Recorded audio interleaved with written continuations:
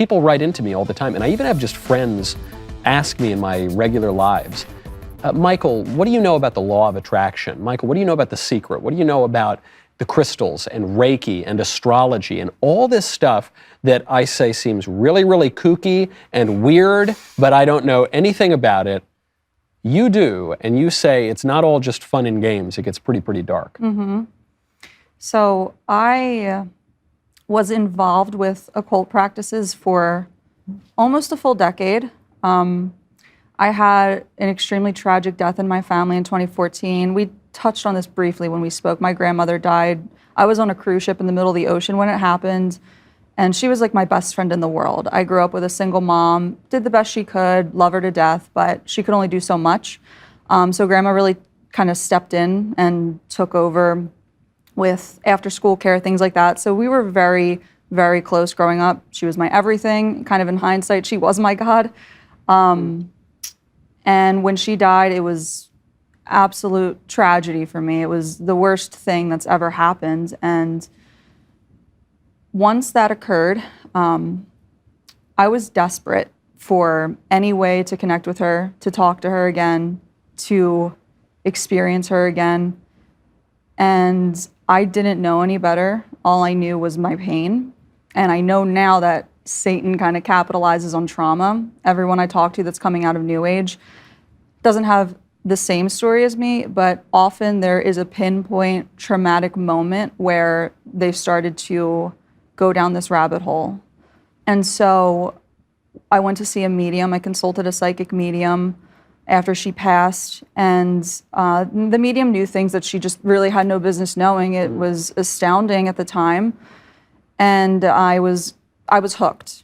I was just 100% all in from that point forward, and it just was a domino effect from there. So the medium had cards, angel cards, oracle cards as she called them, and I bought that same deck. I went on and bought that same deck by Doreen Virtue, who about 5 to 7 years ago actually came out and said, I'm not selling these cards anymore. God told me that these are demonic. I can't do this. I want to pull back all of my inventory. She had books out. She was like traveling the world. She lived in Hawaii, making so much money from doing this stuff, and just denounced all of it when Christ came to her. And so when I had heard that years ago, this is when I was really deep into all of it, I thought, well, she lost her mind, but it's kind of a full circle moment. I went out, bought those cards. Now you realize you had lost your mind. Right, I had lost my mind. I was the kooky one. And so after I got into cards, I wanted to learn how to develop my own psychic medium skills, so I would buy books about that. And this is all kind of alongside of self-help, getting into like the self-help kind of culture that just teaches you off the bat, you are your own best asset, you. It's all like essentially narcissistic therapy in all of these books. So I'm doing that alongside learning about psychic mediumship and learning about tarot cards and things like that. That spiraled into yoga practice and Reiki because I had also, after my grandma passed, decided I was going to take control of my health because I was very overweight at the time. I was only 21 years old and I weighed over 260 pounds. I was not well, and I realized I was kind of setting myself up on the same path as my grandmother because ultimately it was her health that did her in. So I didn't want to do that anymore. So I'm learning about self-help. I'm losing weight, getting healthy, developing this nice relationship with food and exercise, and also getting into spirituality. So this is like all these moving parts. But the yoga was originally physical wellness, like a way to kind of supplement my weight loss process. But that very quickly became spiritual the more I read about it. And then I became a yoga teacher years later. And that, as I learned about the history of yoga, that just brought me right into Hinduism and all those concepts. Well, of course, because people think yoga is just stretching or something, right, but really it's a religious liturgy. Not just the kind of liturgy of liberal white girls in the suburbs, which is what it has effectively become in America, but it goes back much further, and it's a Hindu spiritual practice. The word yoga literally means yoke. And so in that context, it's to yoke spirit. So it's an invitation for the Hindu gods to kind of come into your body. And a lot of the poses are specifically reenactments or paying homage to scenes with ancient gods and things like that. And I have to pause you. For people who are going to say, well, that's crazy, that's insane, you think you're inviting all these spirits in, it's just yoga. I guess I would have to ask those people, hey, don't you think it's a little weird that in your physical stretches, as you are presenting these things to be, that you regularly chant and invoke ancient kind of Vedic or Hindu utterances? Isn't that a little weird that you go into poses that are explicitly and intentionally spiritual? Which of us is the crazy one here? Because I'm just reading into this long-standing tradition, what it has already always presented itself as doing. Right, and that's kind of a misconception a lot of people have. Even Christians that I talk to now say, well, what's so bad about yoga? I challenge you, go into a yoga studio and try and say God's name. You can't. It doesn't fit. You can feel it. When I was a yoga teacher, toward the end, I tried doing it, and you can just feel from the class, it's like... You're not saying you physically can't utter the word God. Right. You're just saying no one in that class people don't want it. Right. I was even told, because I used to put yoga videos on YouTube as well, and I would try and say, let's let God's presence come into the room, kind of just when I was trying to straddle the fence of both at the time. This was about a year ago. So I would get comments, people saying, I don't like that word, could you say universe? So it's the whole... I don't like that word. Can you say Moloch, please? Right. Can you say Baal? Right. So the yogi concept of God is very much source, universe, we are all God mindset. And alongside with what you were saying, with the chanting and things like that, it's not just the chanting, it's the poses themselves. They're very unnatural. It's very different than just stretching. Yeah. So if you want to stretch, you can do Pilates, right? There's no right. ohms and ahs in Pilates. And so I always say that yoga is not a physical practice with spiritual benefits. It's a spiritual practice with physical benefits. So it's just... So you got into yoga, you're a yoga teacher. You mentioned Reiki. Right. I've heard this word before, again, from my kind of white girl liberal friends, and to confess my ignorance, I have no idea what it is. It's energy healing. So the idea is, and when I say these things now, I feel like I just sound absolutely insane for having believed it so much. So it's essentially you are allegedly able to tap into the universal energy, universal consciousness, and how that energy is supposed to be all love and healing. And so you are kind of the vessel for that energy to enter in, and you lay your hands over somebody on usually like a massage table, and you facilitate that energy through their body, and you move through their chakra system, which again, that kind of ties into yoga. So the idea is that we have these 7 energy channels in the body, in the throat, in the heart, and they all operate different things for us, like where our insecurities are and our self-expression, our creativity, sexual energy, things like that. And so, for instance, someone might say, I'm having kind of really bad cramps. Can you kind of clear that energy for me? And so you could deduct from that, based on where the pain is and the chakra associated, that, oh, you are probably having some sort of creativity block. Yeah, I'll clear that out for you. And so that's the idea. And you could use crystals to help facilitate that, because all the crystals, of course, have their designated healing qualities, supposedly. So I gotta ask. Sure. Does it work? Or even, does it do anything? It does. It definitely puts you in an altered state of consciousness, and that's not just for the person receiving, it's also the facilitator as well sometimes. I would have really intense, because I would facilitate it and also receive. When I would facilitate, I would get moments where my hands would get very hot if I was over someone's throat or something, and that was my cue that that needed extra attention. Do you think there's a physical, natural explanation for that, or no? My understanding is that it's supposed to just be the energy accessible to all of us.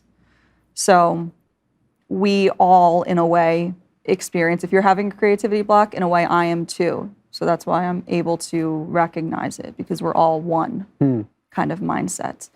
And to answer your question in regard to does it work, it is a Band-Aid on a gunshot wound. It works until it doesn't, and you need more, and you need more, and you need more.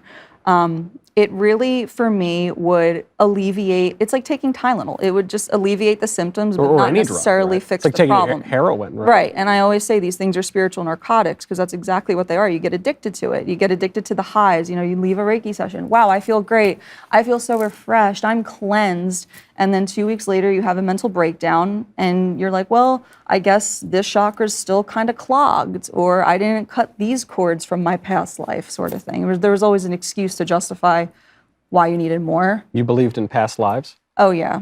I believed a lot of crazy things. I was, from the yoga and the Reiki, I was at this point where, again, I'm studying self-help, I'm getting healthy, I'm finally at a place where I don't hate myself when I look in the mirror, because I had lost over 100 pounds. And this was about 6 years ago. So I'm still sad. You know, I thought I had worked through the grievances of my grandmother the best that I could by getting healthy. I thought, I'm eating well, I'm working out. Why am I still so depressed? I'm reading all these self-help books, like so many self-help books. You should have seen my shelves. It was ridiculous. Why am I not getting better? I'm journaling every day. I'm doing yoga every day. I'm getting Reiki done. I find the people who get into New Age and Reiki and who are really into yoga, they always seem to read a ton of self-help books. Yeah, there's a correlation. What's that about? A savior complex, a self-savior complex. As opposed to a savior. Right, everything is counterfeit gospel. Everything, all these practices in one way or another is a counterfeit gospel. And that is where I'm going to get into probably the weirdest part of my story, where I'm up maybe 2 or 3 a.m. one night Googling, why do I feel like this? Why do I feel like I don't belong? Why do I feel like I'm almost like an alien on this planet? And so I find information, journals from people saying, well, actually, it turns out you are an alien. So yeah, I literally believed I was an alien. They're called star seeds. And the idea is that star seeds come from another dimension, another star system, another planet, another galaxy. Like, I was mentally ill, if you couldn't tell. So. But were you mentally ill in, I don't know, some part of your brain was firing the wrong way?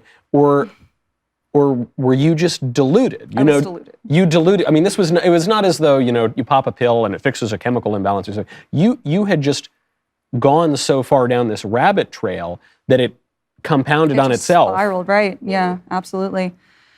So I'm reading all this stuff, and it made sense to me, because it said, you've always felt like an outsider because you are an outsider, you don't belong, and you came here to help Earth. So the starseed gospel, as I call it, is that you are kind of a light worker that has observed the state of our planet. And because, coming back to this idea that we're all one energy, the universe is all one, it's like, well, if this planet is out of whack, then that's going to ripple throughout the universe and create chaos throughout the universe. So we need to find harmony amongst ourselves. And so the light workers from different galaxies come in to Earth to ascend the collective. That's the narrative.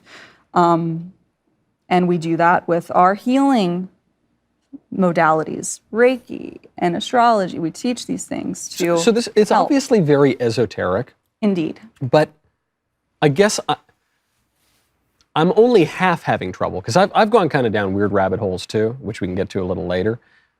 I've never thought I was an alien, but I've gone down pretty weird rabbit holes. But in that moment, so you're looking this up and, this website says, oh, actually, Angela, you're an alien. Yes. What? How did you persuade yourself of that? Like, how would that have worked? It justified my sadness, and it gave me a purpose, because I felt like I was meaningless. I didn't know why I was here. I wanted to die, to be quite frank. I was very suicidal, flirted with suicide in high school, on and off, in college, self-harm. I did all the things, and it never got better. I was like 25, feeling the same way that I did when I was 15, despite all the work I was doing, and despite how hard I was trying every single day to just pull myself up by the bootstraps and feel good, and just wasn't ever really hitting and what I was really looking for, which I know now was God. But yeah, when I was first learning about the starseed thing, it was like, wow, okay, this makes sense. So I chose this life. I chose to be here. I chose this suffering because it's teaching me something. It's my karma that I'm working through, because when I work out that bad stuff, it helps the universe with its bad stuff. It kind of doesn't make sense because it's not real. So, Right. And it's all kind of self-refuting, because it's like, well, we're the mess, but we're also the cleanup crew. Like, it just doesn't really match up. Like, you're the knot, but you also have to untangle the knot.